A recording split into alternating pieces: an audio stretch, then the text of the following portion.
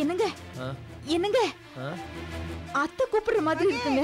ஆமா என்ன போய் பார்க்கலாம் வாங்க. மகேஷ் அத்தை என்னாச்சு அத்தை? ஏதாவது கெட்ட கனவு கண்டீங்களா? என்னம்மா என்னாச்சு? ஏன் முகம்லாம் அப்படி வேர்த்து இருக்கு? ஏதாவது நினைச்சு பயந்துட்டியா? அம்மா என்னம்மா? அத்தை முதல்ல தண்ணி குடிங்க. குடி. சொல்லுங்க அத்தை, ஏதாவது கனவு கண்டீங்களா?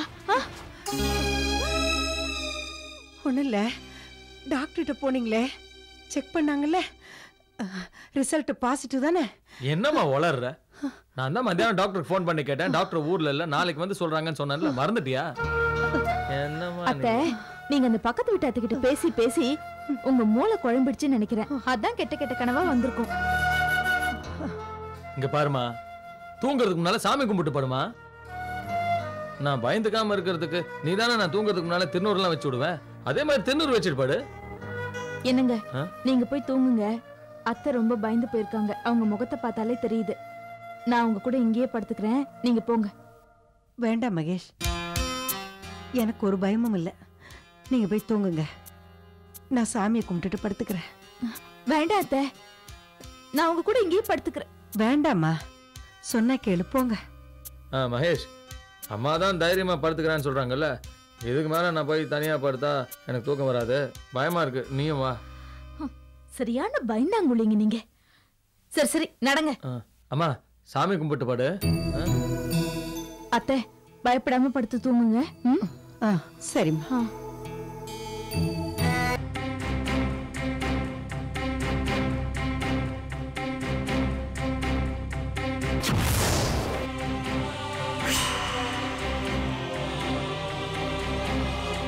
இந்த ஜாதகத்தை சேர்ந்த பொண்ணு ஜனன உருவாக்குனா அவளுக்கு மரண நிச்சயம்.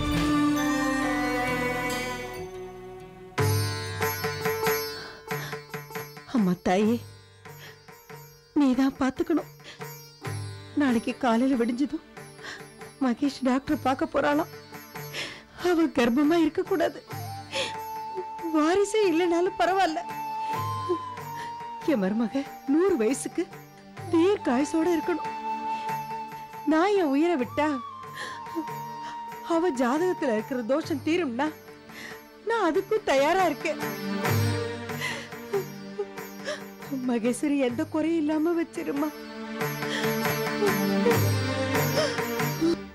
இந்த விஷயம் நம்மள தவிர வேற யாருக்கும் தெரிய வேண்டாம். எனக்கு ப்ராமிஸ் பண்ணி கொடுங்க. இந்த விஷயத்தை கண்டிப்பா நான் வெளியில சொல்ல மாட்டேன் சக்தி. இந்த ரகசியத்தை நான் நிச்சயம் காப்பாத்துவேன். குட் மார்னிங் டாக்டர், கூப்பிட்டீங்களா? இந்த ஹாஸ்பிட்டல் ஆரம்பிச்ச காலத்துல இருந்து நீங்க 2 பேரும் என் கூட இருக்கீங்க. இது வரைக்கும் ஒரு சின்ன தவறு கூட நடக்காம ரொம்ப நேர்மையா வேலை பார்த்திருக்கீங்க. உங்க 2 பேர்கிட்டயும் ஒரு சின்ன ரிக்வெஸ்ட். சொல்லுங்க டாக்டர். நான் உங்ககிட்ட சம்பளம் வாங்குறவ, என்னால முடிஞ்சதை நான் நிச்சயமா செய்யறேன். நீ எனக்கு பொண்ணு மாதிரிமா. நான் என்ன செய்யணும் சொல்லு. நந்தினியோட குழந்தை கர்ப்பத்திலே இறந்ததும் சக்தியோட குழந்தைங்களை உன்னை மாத்தி வச்சதும் உங்களுக்கும் தெரியும். இந்த விஷயம் கடைசி வரைக்கும் வெளியில சொல்ல மாட்டோன்னு எனக்கு நீங்க ப்ராமிஸ் பண்ணி தரணும். டாக்டர் அம்மா, உங்க நல்ல மனசும் எனக்கு தெரியும், சக்தி பண்ண தியாகமும் எனக்கு தெரியும். நான் 4 புள்ள பெத்தவ. என் பிள்ளைங்க மேல சத்தியமா நான் எதுவும் சொல்ல மாட்டேமா. மேடம், சக்தியும் நந்தினியும் ஆரம்பத்துல இருந்தே நம்ம கிட்ட தான் ட்ரீட்மெண்ட் எடுத்துட்டு இருக்காங்க. அவங்க 2 பேர் குணமும் எனக்கு தெரியும். அதே சமயம் உங்களை பத்தியும் நான் நல்லா புரிஞ்சிருக்கேன். நிச்சயமா என்கிட்ட இருந்து எந்த ரகசியமும் வெளியே போகாது.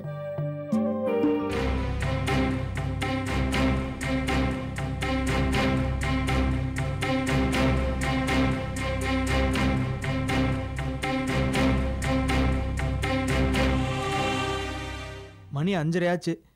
இப்பவே லேட்டு. சீக்கிரம் செல்லுக்கு போலனா வார்டன் கண்டபடி திட்டுவாரு. நீ வேணா போ. வார்டன் என்ன திட்டினாலும் சரி அடிச்சாலும் சரி, சக்திக்கு குழந்தை பிறந்துருச்சுன்னு மேடம் எனக்கு ஃபோன் பண்ற வரைக்கும் நான் இங்கிருந்து வரமாட்டேன். எப்படி இருந்தாலும் ஜெயிலரியா உனக்கு ஃபோன் பண்றேன்னு சொல்லியிருக்காரு. ஏன் நம்மளால பிரச்சனை? வா போலாம். இல்ல விஜய், எப்படி வருவேன்? கிளம்பி போகும்போது சொன்னாங்க குழந்தை பிறந்த உடனே ஃபோன் பண்றேன்னு. இப்போ வரைக்கும் ஃபோனையும் காணும் ஒன்னையும் காணும். எனக்கு ரொம்ப பயமா இருக்குடா. நீ போ. தெரியும் ஆயிரம், தலைப்பிரசவன்றது ஒரு பொண்ணுக்கு மறுஜென்மம் மாதிரி. எந்த ஒரு ஆம்பளையா இருந்தாலும் தான் பொண்டாட்டி துடிக்கிறத தாங்க முடியாதுன்னு எனக்கு தெரியும் ஆயிரம். நான் ஜெயில இருக்கிறதுனால தனக்கு சீமந்த கூட வேண்டான்னு சொன்னா சக்தி. ஏற்கனவே அவளுக்கு 2 தடவை ஃபிட்ஸ் வந்திருக்கு ஜி. அவள் உடம்பு நல்ல நிலைமையில இல்ல. இந்த லட்சணத்துல கொலைகாரன் யாருன்னு கண்டுபிடிக்கிறேன்னு வேற தெரு தெருவா அலைஞ்சுக்கிட்டு இருக்கா. அதான் எனக்கு ரொம்ப பயமா இருக்கு. நான் பக்கத்துல இருந்திருந்தா அந்த சந்தோஷத்துல அவளுக்கு வலியோ வேதனையோ எதுவுமே பெருசா தெரிஞ்சிருக்காது விஜய். எங்க அப்பா மேல சக்திக்கு ரொம்ப பாசம் மரியாதை. அவரோட ஆத்மா தான் மறுஜென்மமா என் வயித்துல வளருதுன்னு அடிக்கடி சொல்லுவா. ரெட்டை குழந்தைன்னு சொன்னாங்க. என்னாச்சு ஏதாச்சு ரொம்ப வேதனையா இருக்கு. என்ன பண்றதுன்னு புரியல. பாருங்கம்மா, சின்ன முதலாளி எப்படி செக்கச்சவேன்னு இருக்காரு. சக்தியம்மாக்கு தூங்கு போட்டு பால் கொடுத்தது வீண் போகல. பிரெட் வேண்டாமா? பாத்தீங்களாமா, நம்ம பெரிய மாதிரி அழகா சிரிக்கிறாரு. அப்படியே மாணிக்க விநாயகாவை உரிச்சு வச்சிருக்கு குழந்தை.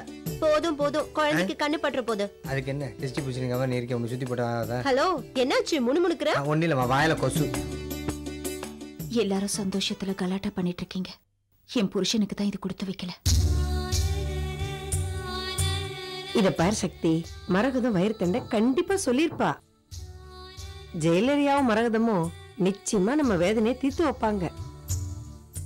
2வது குழந்தையும் பொழைச்சிருந்தா எவ்வளவு சந்தோஷமா ஆனந்தமா இருந்திருக்கும். நந்தினி பேசி பேசி அதுவே உண்மையாயிடுத்து. மாமி, அப்பா பாட்டி யாராவது வந்தாங்களா? நேத்து பாட்டி வந்திருந்தாமா. நீ மயக்கமா இருந்த, இன்னைக்கு வரேன்னு சொல்லிருக்கா. பெரிய முதலாளி நல்லா படுத்து தூங்கிருங்க. இல்ல பாட்டி இங்கிலீஷ்ல பேசி உங்களை பெண்ட் எடுத்துருவாங்க சொல்லிட்டேன். டேய் அண்ணாமலை ராஸ்கல். ஆஹா, வந்துட்டாங்களே. நான் வரேன்னு தெரிஞ்சா என் கொள்ளு பேரன் தூங்குவானா? பிளடி ராஸ்கல் தள்ளு. அம்மா கண்ணு, ராஜா கண்ணு, எப்படிமா இருக்க? நல்லா இருக்கேன்பா. என் புருஷனுக்கு கொடுத்த வாக்க நான் காப்பாத்திட்டேன். ஒரு பொண்ணுக்கு இதை விட வேற என்னப்பா பெரிய சந்தோஷம் இருக்க போகுது? என் பேரன் என்ன மாதிரியே இருக்கான்ல? டேய் சுந்தரம், டேக் தி கிஃப்ட் பேரனுக்கு. பாட்டி, நீ பேசுற இங்கிலீஷ கேட்டு குட்டி பயந்துற போது. இவனுக்கு நான் தான் இங்கிலீஷ் கத்து கொடுக்க போறேன். பாட்டி, கிஃப்ட் எடுத்து உங்க அப்பங்கிட்ட கொடு. இந்தங்கப்பா. பாட்டி கிட்ட கொடுமா. ஏண்டா நீ போட மாட்டியா? நம்ம குடும்பத்துல நீங்க தானம்மா பெரியவங்க. நீங்க உங்க கையால போட்டாதான் உங்க கொள்ளு பேரனுக்கு பொண்ணு மணியும் நிறைய சேரும். ஓகே, கொள்ளு பேரா இந்தங்க பாட்டி. உனக்கு ஸ்மால் கிஃப்ட், 1 கோல்டு செயின்.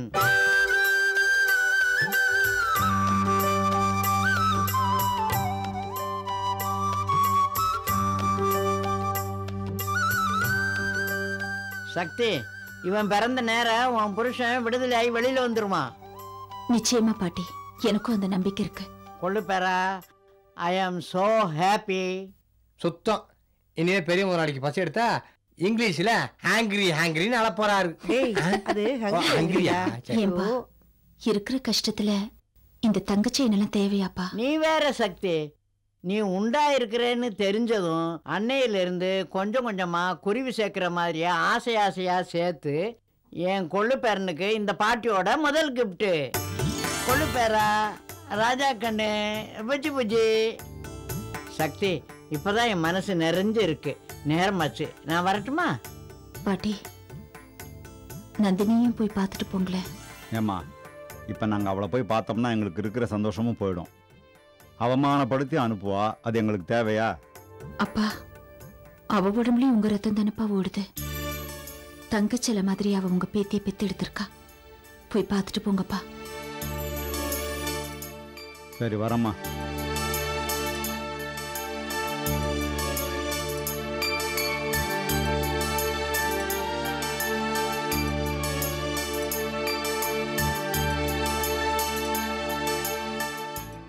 ஏ பாக்கியம், கம்மியார். ஐயோ, இந்த கிழவி இம்சையாச்சே.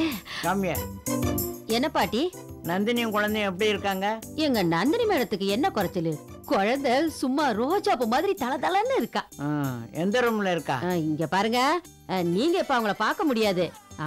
ஆனந்த் ஐயாவும் நந்தினி மேடமும் பேசிக்கிட்டு இருக்காங்க. பார்க்கணும்னா 1 hour வெயிட் பண்ணணும். அம்மா, வாங்கம்மா போலாம். போடி.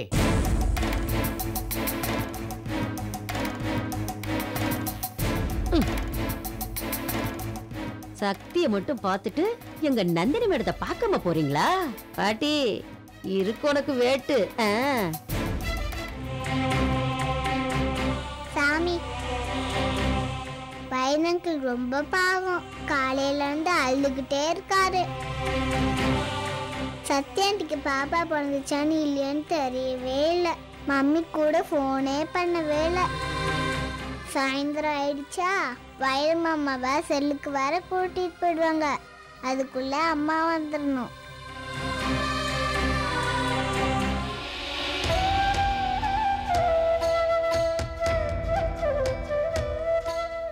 மம்மி ஏன் ஃபோன் பண்ணல? பாவம் வயிறங்கு அழுதுகிட்டே இருந்தாங்க. சத்யாண்டிக்கு பாப்பா பிறந்துருச்சுல. என்ன மேடம் இது? நெருப்புல இருக்கிற மாதிரி துடிச்சுக்கிட்டு இருக்கேன். தயவு செஞ்சு சொல்லுங்க, சக்திக்கு என்னாச்சு? குழந்தைங்க பிறந்தாச்சா? சக்தி, மனசை தேத்திக்குங்கண்ணா. சக்திக்கு குழந்தை பிறந்துடுச்சு. அவங்க ரொம்ப நல்லா இருக்காங்க. ஐயோ கடவுளே, இது போதும். ரொம்ப சந்தோஷமா இருக்கு. இப்பதான் எனக்கு உயிரே வந்த மாதிரி இருக்கு. ஆனா 2 குழந்தை பிறந்ததுல ஒரு குழந்தை பிறந்ததும் இறந்து போச்சு. ஆண்டவா, எப்படி? நாங்க யாருக்கு என்ன பாவம் பண்ணணும்னு தெரியல. ஆண்டவன் ஏன் எங்களுக்கு இப்படி சோதனை மேல சோதனை கொடுத்துக்கிட்டே இருக்கா? என் சக்தி இதை தாங்க மாட்டாளே. போனதை பத்தி கவலைப்பட வேண்டாம். சக்தி மறுஜென்மம் எடுத்திருக்காங்க. உங்களுக்கு அழகான ஆண் குழந்தைய பெத்து கொடுத்திருக்காங்க. ஆண் குழந்தையா? சக்தி ஆசை நிறைவேறிடுச்சு. குழந்தை எப்படி இருக்கு? ரோஜா பூ மாதிரி ரொம்ப அழகா இருக்கு.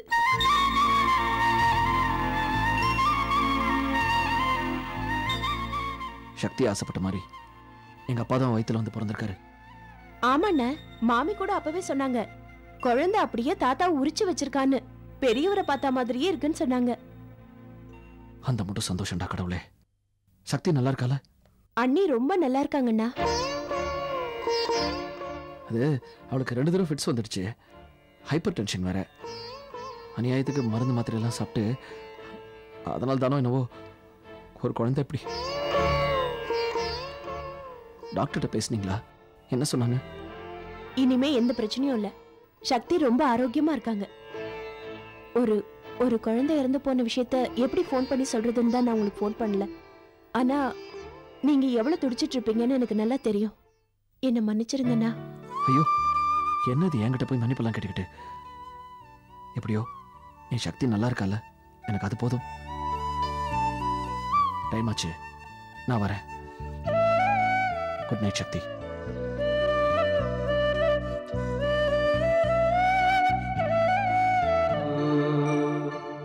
சார், சக்தி சக்திக்கு குழந்தை பிறந்துருச்சான். சக்தி நல்லா இருக்கா, குழந்தை ரொம்ப அழகா இருக்கான். இந்த சந்தோஷத்துலயும் ஒரு வேதனையான விஷயம், ரெண்டுல ஒண்ணு இறந்துருச்சான்.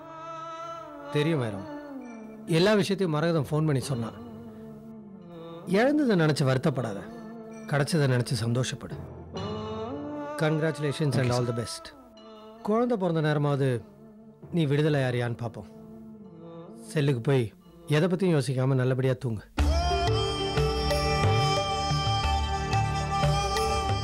ரொம்ப பாவங்க. அவர் படுற வேதனை என்னால பார்க்க முடியல. எங்க குழந்தைய பார்க்க நீங்க ஹெல்ப் பண்ண கூடாதா? என்னோட பொசிஷனும் உனக்கு புரியல, அங்கே இருக்கிற ரூல்ஸ் அண்ட் ரெகுலேஷன்ஸும் உனக்கு தெரியல. விடு, நாளைக்கு வடை பாயசத்தோட அவனுக்கு சாப்பாடை பண்ணி போடு.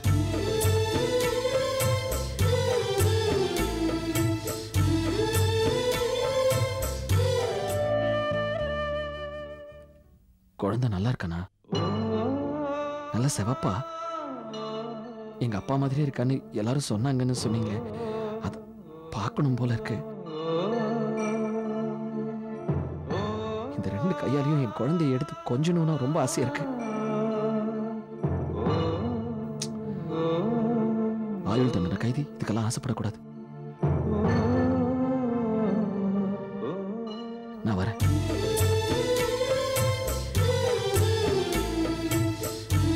எந்த அப்பாவுக்கு தான் ஆசை இருக்காது பிறந்த தான் குழந்தைய பார்க்கறதுக்கு?